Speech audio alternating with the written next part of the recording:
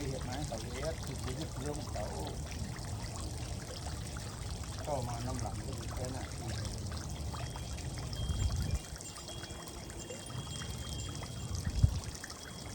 ตอนนี้เขาเชื่อผู้เก่า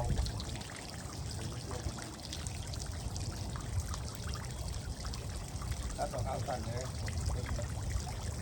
ขั้นนี้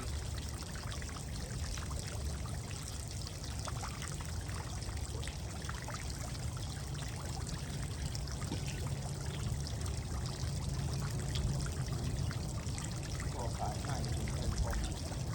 โง่จะฟังเลยโง่มาพวกเขาตาลูก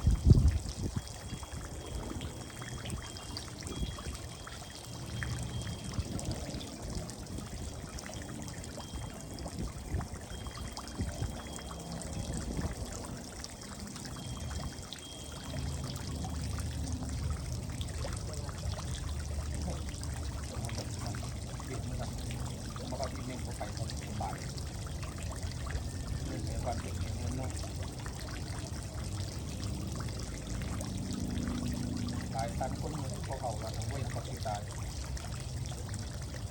ลูกเคยเรียนเขากันทุกคน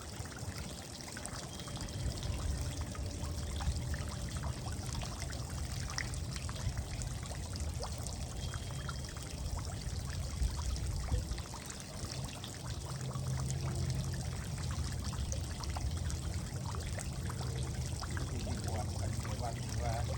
ในโลกที่ผมรังใจ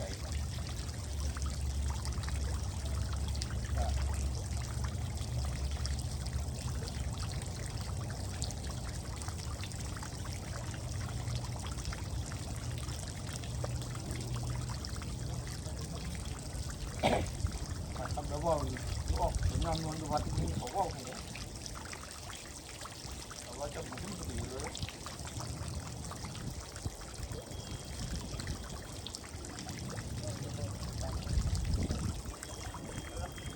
หวังไม่